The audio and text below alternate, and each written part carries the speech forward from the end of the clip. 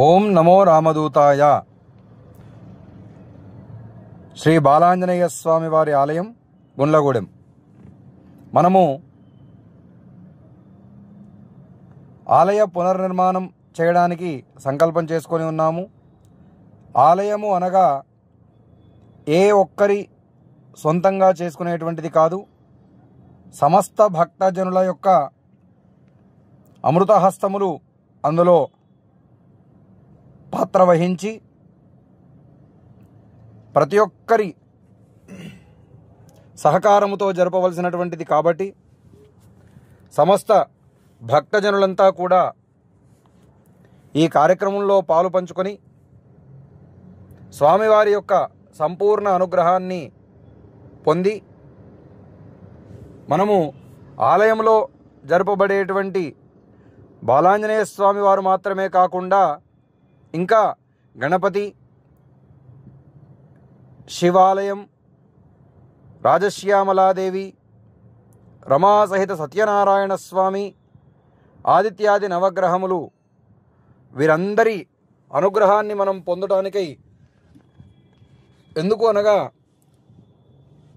సంకల్పం చేసినటువంటి కార్యక్రమములు ఎటువంటి విఘ్నములు లేకుండా చూడడానికి గణపతిని, అపమృత్యుదోష నివారణ జరపడానికై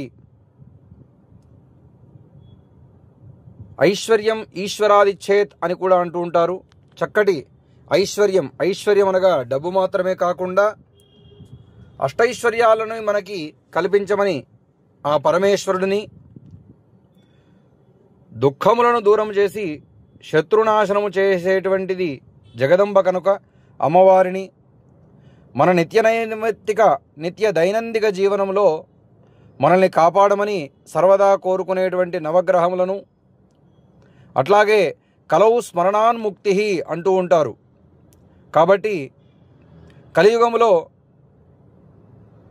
కలవు వెంకటనాయక అన్నట్టుగా విష్ణుమూర్తి స్మరణ, విష్ణుమూర్తి ఆరాధన మనకు అత్యంత ప్రాధాన్యంగా ఉన్నది. కాబట్టి రమాసహిత సత్యనారాయణ స్వామి వారిని కూడా మన ఆలయంలో ప్రతిష్ఠ చేయడానికి సంకల్పం చేశాము. ఈ యొక్క కార్యక్రమాలని దిగ్విజయంగా మనందరము చేసుకుందామని తెలియజేస్తూ ఆలయ పునర్నిర్మాణము అతి శీఘ్ర కాలంలో పూర్తి గావించుకొని వైశాఖ బహుళ దశమి వరకైనా సరే స్వామివారి విగ్రహ పునఃప్రతిష్టాపన కార్యక్రమం జరిపించుకుందామని తెలియజేస్తూ ఓం నమో రామదూతాయ.